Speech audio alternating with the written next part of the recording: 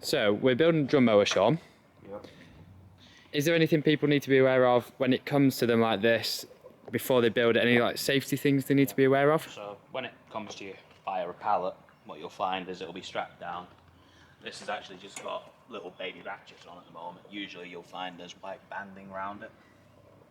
So it's just, you're gonna have, once you get it, once you've got it on level ground, but before you even do that, when you're unloading or moving it, you've just got to be quite careful because they rock quite well and they are heavy at the top because they'll be folded up like this. You'll see if it's come pre-built, what you'll find is this, there's the top that sits out here, that will be actually made up, so to speak. But in this case, this is brand new, untouched. So this is as they come to us. So again, so we're going to build it on film so you get a rough idea of what's involved with it, really. Perfect. Is there any tools you recommend people having to do this that they're definitely going to need? Well, if you've got the white banding on it, for example, you need scissors, simple enough to cut, or cutters, either works really. I'm just going to use a set of side cutters. Anything sharp will do it. Again, so you'll find you've got your stand here, that is just, most likely when it comes to you, it will be in the actual piece with this guy going through it. It'll come out of there. Chances are you'll have that inside of it, the actual stand piece, so you'll just have to lift that out, slide the stand out.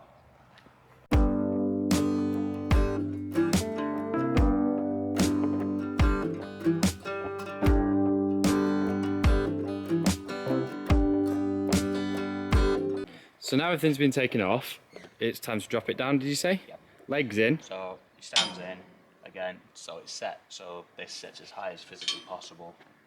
So now you've got two ways of doing it.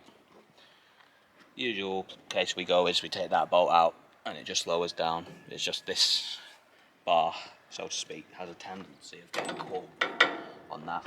So I go a different way and I usually take this pin out, so to speak. At least that's usually the intent. So, just tap it back through. Just like so.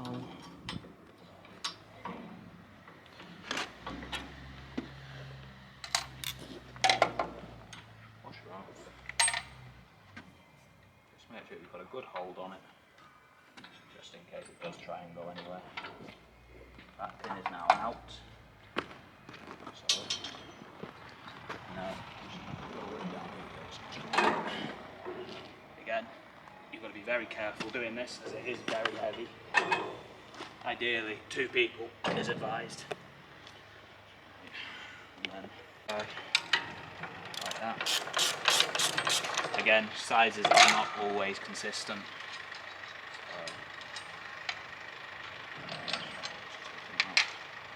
And now we're going to refit this back to the exact same way it was.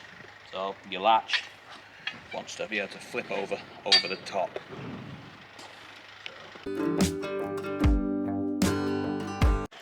So you've put the bar back on. How did you do that the again? Exact same way. So the pin I took out earlier, I've just put back in the exact same way as it came out.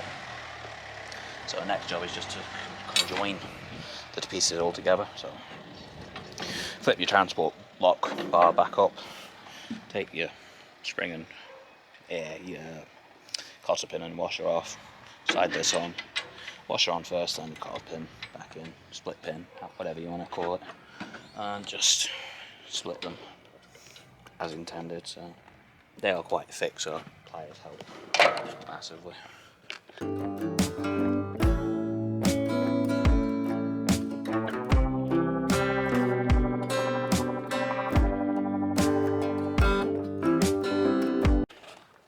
So we've just opened the bed up, haven't we? And that was a case of uncutting the plastic and just lifting the top panel off. Lift everything out, ideally. Check what you've got. So inside of your actual sheet, you'll have an official speed limit sticker. And then somewhere in there, you'll have your blade tool, a set of 6 blades, and all your nuts and bolts.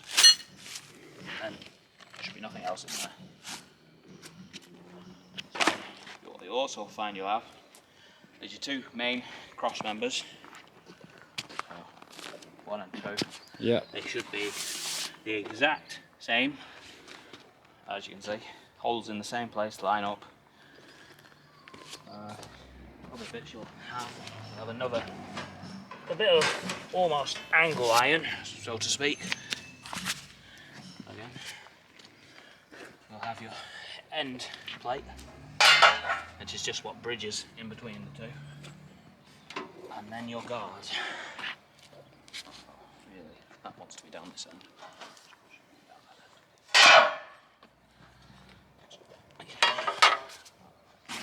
And that's everything you need to build the bed? Yeah. Perfect. So we're currently organising the bolts and nuts and washers. Splitting sizes down, so you've got the same size nuts for the same piece, so to speak. Idea being it just makes it easier to... It's just far easier than having to sort through and possibly not see them. Yeah. Do you always do this prior to building? I do this with every machine personally. Yeah.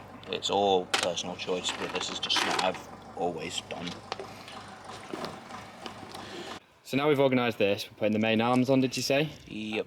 And those are the two big, same size green ones? Yep, the two ones right at the far end. Yeah. And does that just give it its rigidity, hold it together? Yeah, that and gives you your actual size, so to speak. So there, should have is 20 of them, 20 knots, 20 of the bigger washers. Yeah. Them I've got to count still. You should have a set of 4 at least. Okay. 4 of like the middle size bolts and the set. Yeah. So what they are for is for they go through these and they basically hold this in place. Ah, okay. So they hold that middle piece to the two outer pieces. Yeah. Fair enough. And then these, all your small stuff, is purely for the Two round arms shape. and the skirts. Okay. Yeah, that's the one skirt. That's what I was looking for. You'll also see is these aren't quite the same each way, so they've got an actual extra set of holes. So you've got your end holes, you've got 2 round holes, then you've got elongated.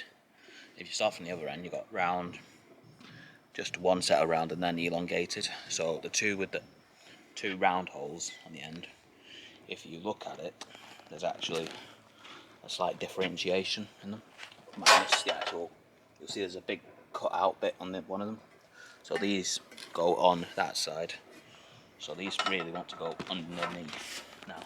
So if I lift the one up and just slide this under, ideally you do it inside, there's no wind. It makes it a bit awkward. And again, now what I usually do is I just get the outside ones just in, and they just hold it all in place.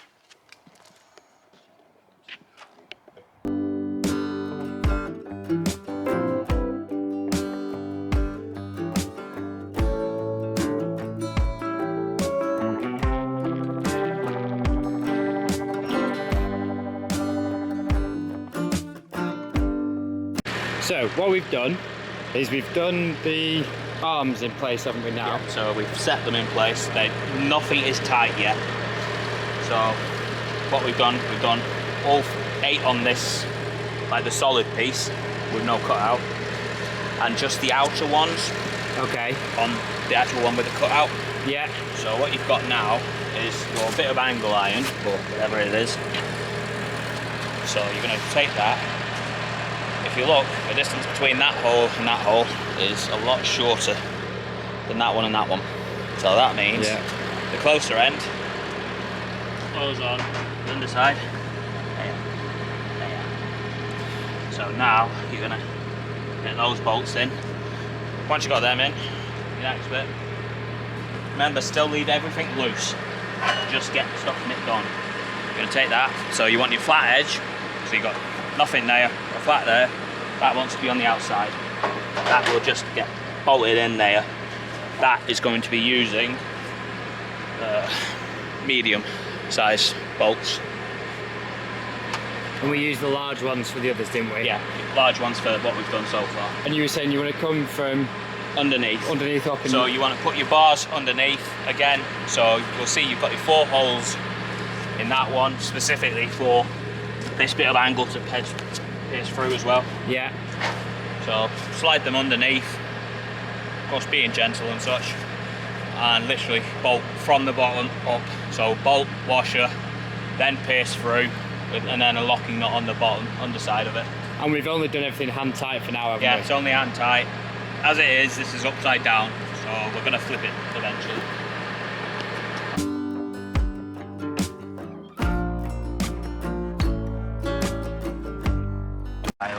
The one I thought was a spare, which I pointed out earlier, it's not actually a spare.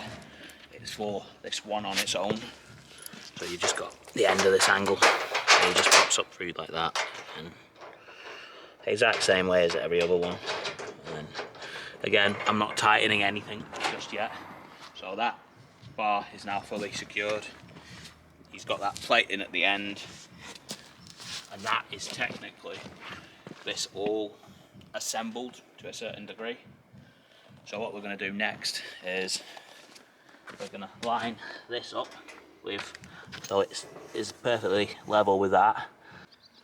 Okay, so that we've got all the bolts in loosely now. So what we're going to do now is we're going to basically flip that upside down. One thing I have done off camera is I put the bolt that was originally holding it back up, I've just put it back in there just so it's out of the way. So what we're going to do now is going to flip the bed, however you want to call it. I'm going to take this bolt out here, the 19mm bolt and not on this, and in which case I'm actually going to undo this again. So it just makes it, so what you're going to do is you're going to slide this up so you can slide the deck in underneath. So just take it.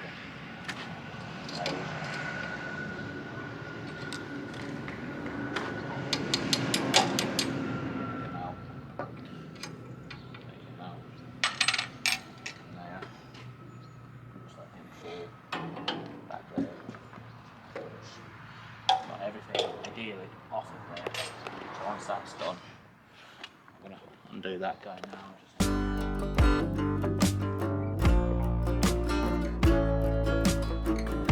What we've done, we've actually taken the entire frame piece off, which you can see down there. Usually what you can do is you can just undo this one and the entire frame will pivot on that guy, but he's just sat a bit too close to the top cover for that on this one, so we'll come back to that. So as I said, we're just taking it off, and now it's a case of sliding this guy on. So what you've got to do with these to get these on is you've got to take a few of these out. So as you're looking at it, it's 1, 2, 3, 4 and 5 you're going to take out, and then 1, 2, 3 and 4 you're going to take them out. They're all 17mm. So screwdriver, well, soft ratchet, spanners, whatever you've got. There is nuts underneath, so nuts underneath every single one except for that one. So that one will just come straight out. All that is purely securing the top plate, and ignore the rubber that's just come out. So you said 5 on this end, 4 on that top end. Yep. There. Yep. Cool.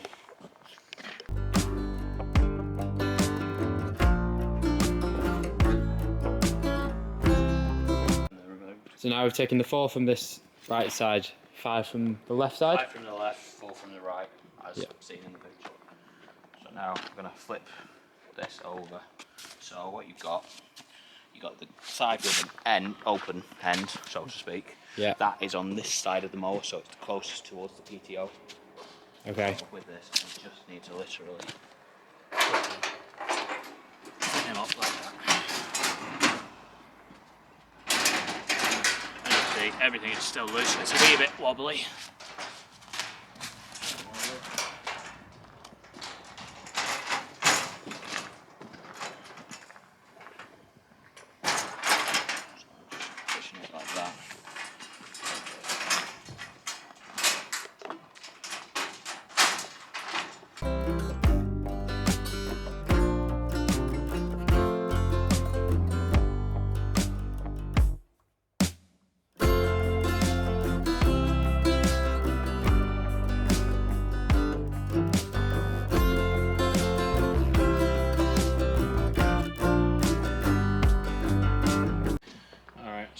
see, we've fitted the main bars purely to the actual body of the machine. All the panel work is still loose. Ideally what you want to do is try and get these as central as possible. Start with that one first, putting it in. That just makes sure it's lined correct distance. And was that the one without the nut, did you say? Yeah, there's no nut on that, that just goes straight down. It's captured nut. So again, once you've done that, ideally, next job is getting this back on. So from here, literally, takes a minute to do this. So you just got to slide it in like that, pretty much, and get your bolts in from underneath.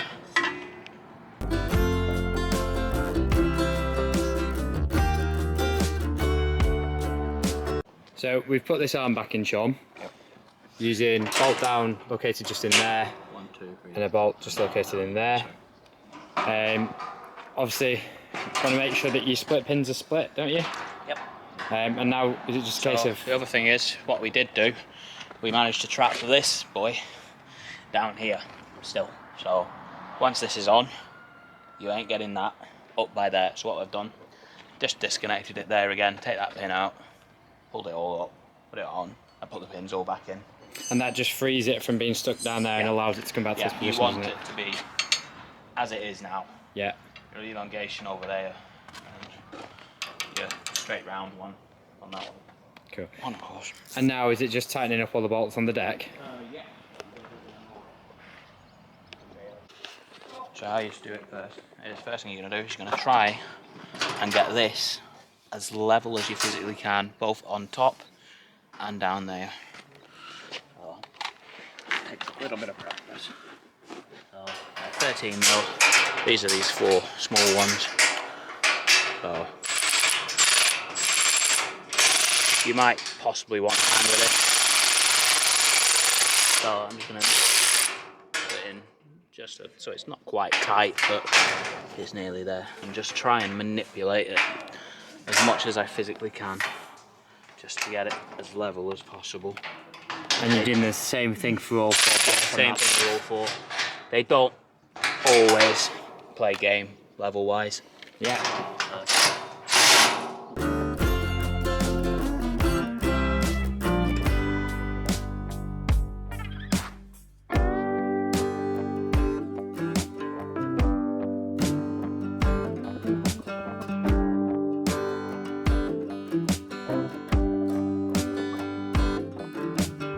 So we've done all of these to fix this deck and the 2 outer decks to the bars, haven't we? So the actual deck now is secure and tight. Yep. And next step, I presume, then, is the skirt. Yep. So this is the tedious bit. It's sort of, and I'm guessing it goes in these bolts on the outside. Yeah. So these little bolts around here. Always start on the back side, personally. Well, you can start either way, it's just personal choice. Yeah. I've always gone from the back. Okay. So you've got the skirt.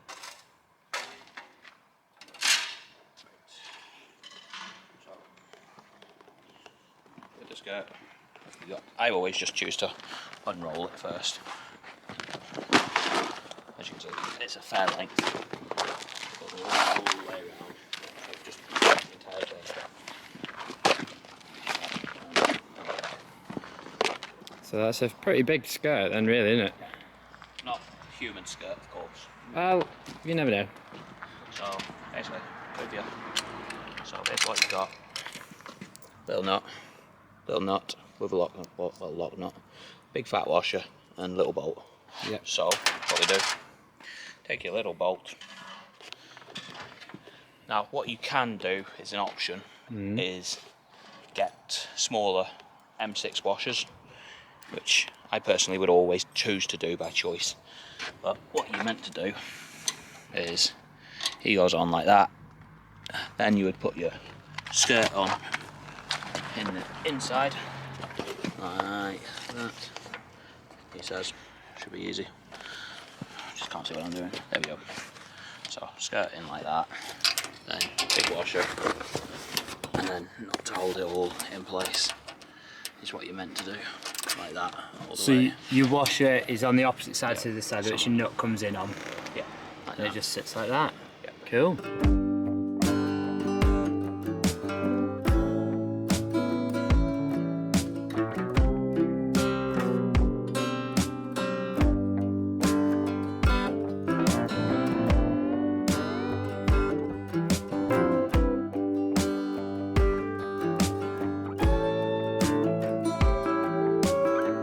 Skirt's on now, isn't it? You can see.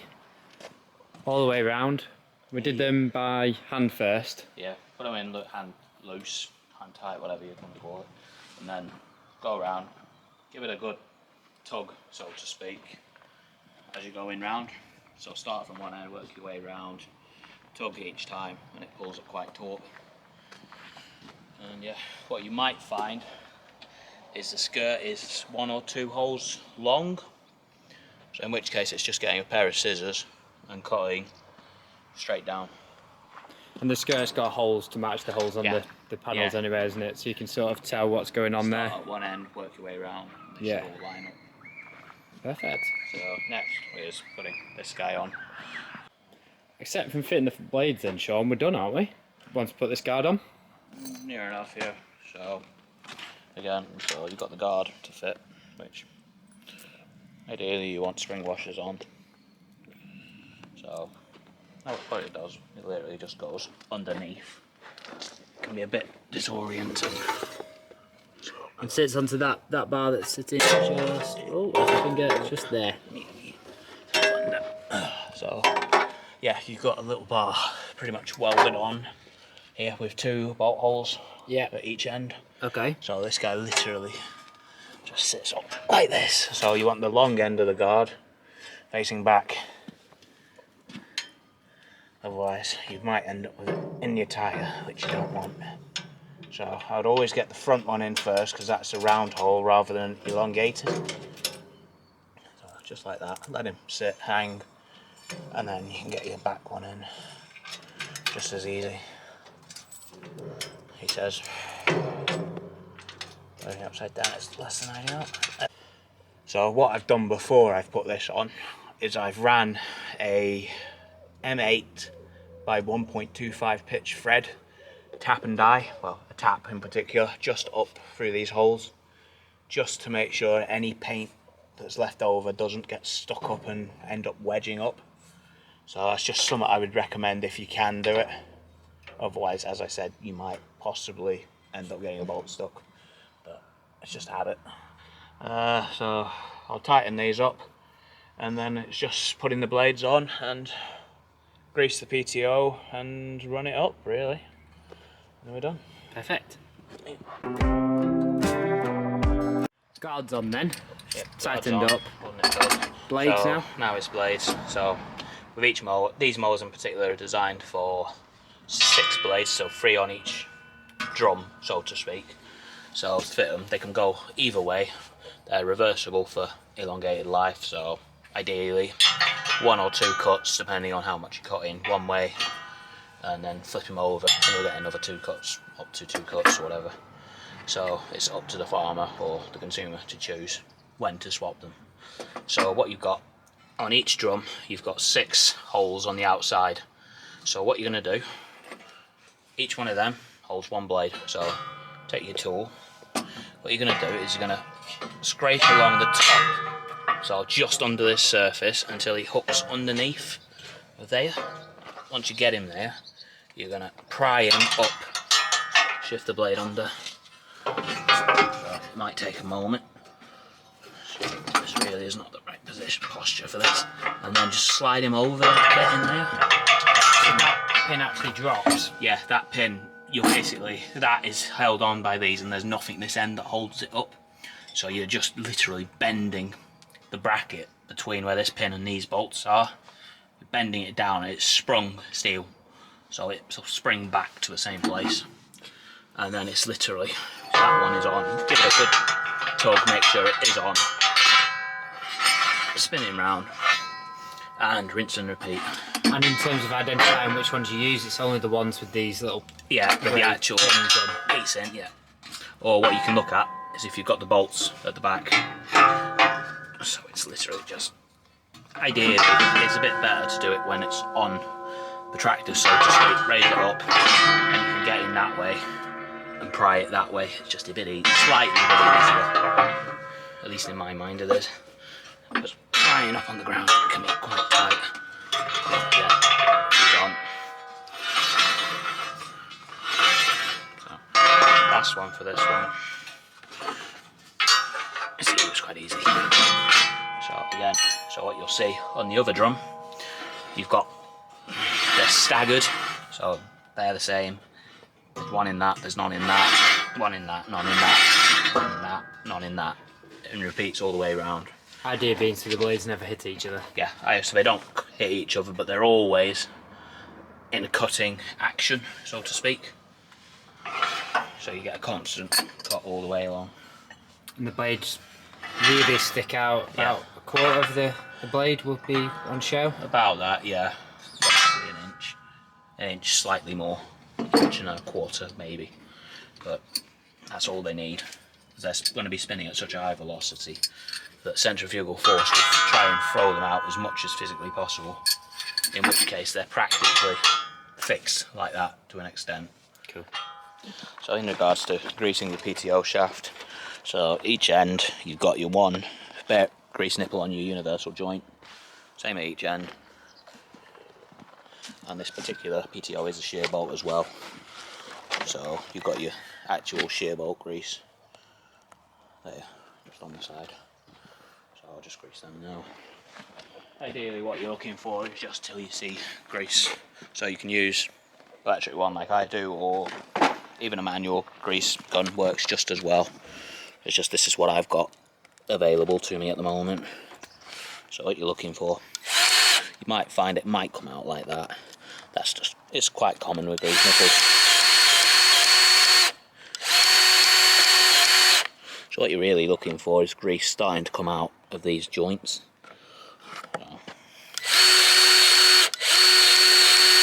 There you go. You can just see it starting to come out there. That means they're basically full and they won't accept any more. What you'll see is if you go to try to put PTO on, probably won't go on straight away. So just move this guy out of the way and you'll see there's like a little bit of plastic here on the actual PTO. So it's just a case of get some scissors and run down him, cut him off, and away he comes. It's just an anti-tamper proof. So they say. Now that's off, Sean, the cover on the PTO, that's drum mower built, isn't it? This is it. Built. Now when you're fitting it, what you might find, you might need to cut down your PTO, which again, there's plenty of videos out and about on how to do it. So you just measure your distance between PTO to PTO, and ideally look for that distance on your PTO that you got in it. Yeah, it's incredibly simple. So again, the blade tool generally stays with it if you've got a way of mounting it. This one actually doesn't, so most people, they'll leave it either in the tractor toolbox, cab, a storage on the farm or somewhere where they specifically know where it is. So again, you can kind of need it to change the blades. Alright, so another point you've got is, depending on if your tractor is Cat 1 or Cat 2, you've got pins down here, lower link pins. So these can be reversed. So you've got, currently we've got Cat 1 on the inside. Depending on which one you want to use, you've got Cat 2 on the outside, Cat 1 on the inside. So underneath here, you've got basically a bolt with a locking nut in. So you just loosen off the locking nut, unwind the bolt, and the entire thing will slide out. And in the actual bottom side of this, you've got 3 indentations depending on your position. So where it is now, it's equal there and there. So you can have it, so this is semi-flush with this razor bit. Again, most people will leave it flush, well, leave it balanced just for convenience sake.